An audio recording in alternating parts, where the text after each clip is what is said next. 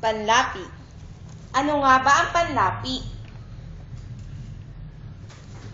Ang panlapi o morpemang di malaya ay isang morpemang ikinakabit sa salitang ugat upang makabuo ng isang salita. Narito ang mga halimbawa ng panlapi. Ma, pala, tag, maka, may, mag, nag, in, an, i, han, pinag. Narito ang mga uri ng panlapi. Unlapi, gitlapi, hulapi, kabilaan, at laguhan. Isali. Ano nga ba ang salitang ugat ng isali? Tama.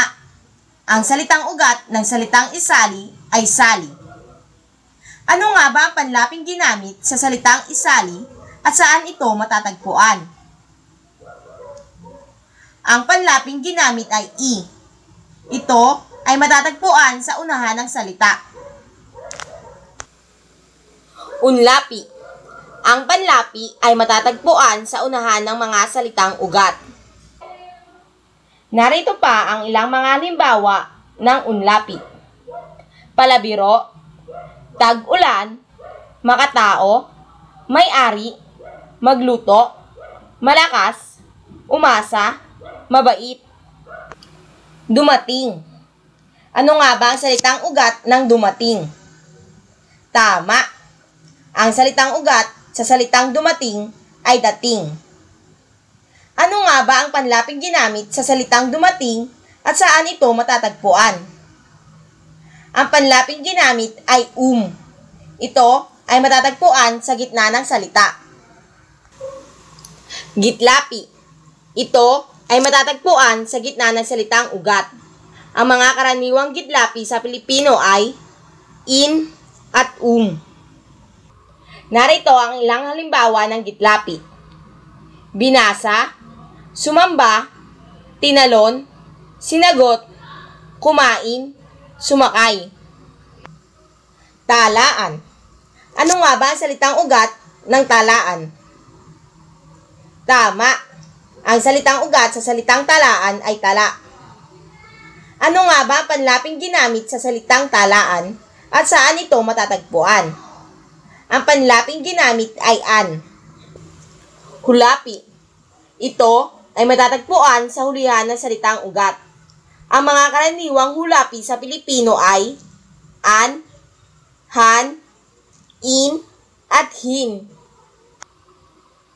Narito ang ilang halimbawa ng hulapi. Habulin, sugatan, punahin, sulatan, kuhanin, tapakan. Palaisdaan. Ano nga ba ang salitang ugat ng palaisdaan?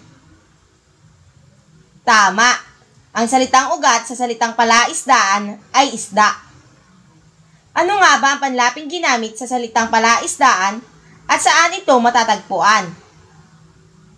Ang mga panlaping ginamit sa palaisdaan ay pala at an. Ang pala ay matatagpuan sa unahan at ang an ay matatagpuan sa hulihan ng salita. Ang palaisdaan ay isang halimbawa ng kabilaan. Ang kabilaan ay binubuo ng 3 uri. Una, ang unlapi at gitlapi. Ikalawa, unlapi at hulapi. Ikatlo, gitlapi at hulapi. Itinuro. Ito ang halimbawa ng unlapi at gitlapi. Ang ang unlapi at ang in ang gitlapi. Ang salitang ugat ay turo. Magkamayan. Ito ang halimbawa ng unlapi at hulapi. Ang mag ang unlapi at ang an ang hulapi.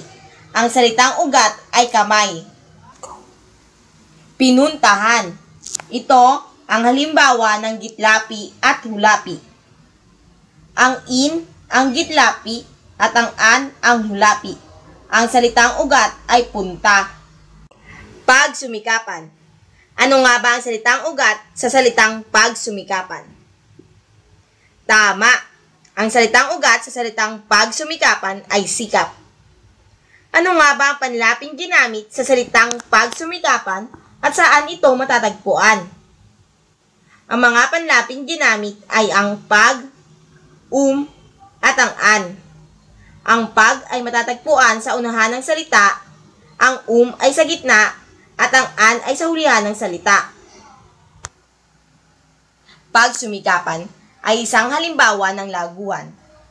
Ang laguhan ay ang panlapi na binubuo na tatlong magkakaibang uri. Ito ang unlapi, gitlapi, at hulapi. Ngayong nalaman ninyo na kung ano ang panlapi at ang mga uri nito, sana mayroon kayong natutunan sa ating aralin. Maraming salamat sa inyong panonood.